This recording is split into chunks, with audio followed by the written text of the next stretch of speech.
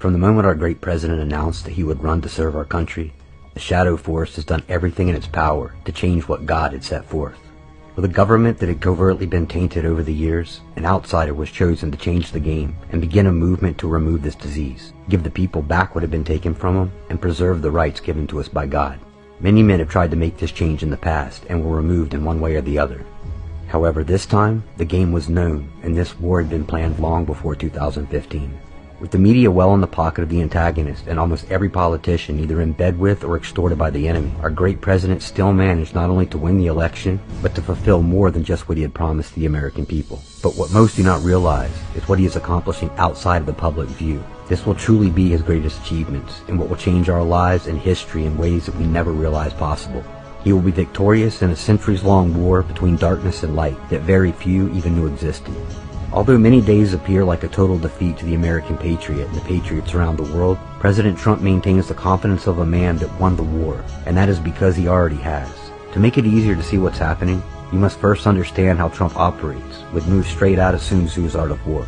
Every move the president has made, no matter how random it seems, is calculated to the smallest detail. His methods become more apparent once you understand the strategies, and here are just a few. Before you enter a war, you must first be confident of your abilities, and you must learn your enemy intimately. Being a businessman and not a politician, Trump was able to walk amongst the snakes for decades under the radar, learning their Alinsky-inspired playbooks, the financial systems that they used to indebt and control the population, and observe the many ways that people's money was being used to fund globalist conquest and line the pockets of those conspiring. Trump did this while maintaining the admiration and respect of all, until the day the elite realized he was the lion that was about to devour them.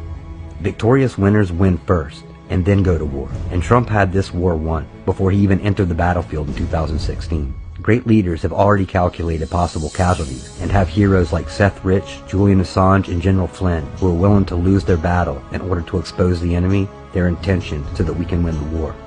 Trump has gained his warriors by treating people as his sons and daughters, fulfilling his promises, which is why they will now follow to the deepest valleys behind a leader whose actions far exceeded his words. The one who is always victorious does not win through force and skill, but is one who subdues the enemy without fighting. The ones that are often fooled or forced into physical conflict are not necessarily the enemy. The ones that lead them into conflict are the forces that need to be removed. Like with Saudi Arabia, North Korea, China, and Iran, you show your agitator that they have nothing to gain by attacking you. You will diminish their enthusiasm to do so. You inspire the country's people by reminding them of the power they have over their leaders, by reminding those leaders who really has the power. Next, you build a golden bridge to retreat across by offering them something that will benefit their country while creating a sense of victory for everyone. Yet Trump's greatest attribute is his ability to confuse his enemy so that they cannot fathom his real intent. Strategic deception has been valuable for the president. When you are competent, appear incompetent. Appear weak when you are strong. Be extremely subtle, even to the point of appearing dormant. Always evolve and maintain flexibility, because any man can see a plan made for battle, but no man can determine a plan that never stops evolving. And this allows Trump to be the director of our enemy's fate. It also allows him to seize upon opportunities as they arrive, taking advantage of overconfidence. He has mastered the chessboard and controls all the pieces while brilliantly getting the enemy to slowly defeat themselves, leaving them unsure what to defend or who even to attack. He has roused his opponent into revealing their intentions as to expose its vulnerabilities. One way Trump does this is by creating an illusion of conflict where there may be none. As many of his administration is shuffled or moved around, people assume that he does not know what he's doing. Trump often even exchanges unpleasantries via social media and sound bites with those that were relieved of their duties. He does this with his allies and his enemies. Some of those exchanges have merit, but many others, such as Jeff Sessions, are nothing but kabuki theater, giving the deep state actors an insecurity of who they can trust. This also allows Trump loyalists a shadow to hide behind while they complete other unforeseen tasks. Finally, we come to the strategy that most involves us, the Trump supporters, the patriots, and the digital warriors, and that is targeting the enemies where they are not. Preparing the battlefield for where it's going to be instead of where we are. Everything Trump, the patriots, and those that have already given their lives in pursuit of bringing dark to light have done will be in vain without the world waking up to the tyranny and the truth and feeling the impact of what has transpired, so generations from now do not let this transpire again. The military planning of the QAnon movement was the battlefield that was being prepared once the war reached this point.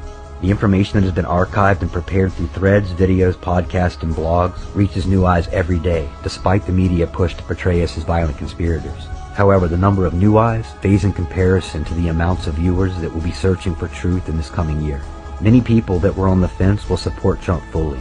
Even those that stand firm in resistance now will be forced to see the truth and will stand by Trump's side in the end. All that will be left in resistance will be those that are guilty and those whose hearts are filled with hate and contempt. When this time comes, those that have spit on us and called us names will finally see the love us deplorables really have for the people.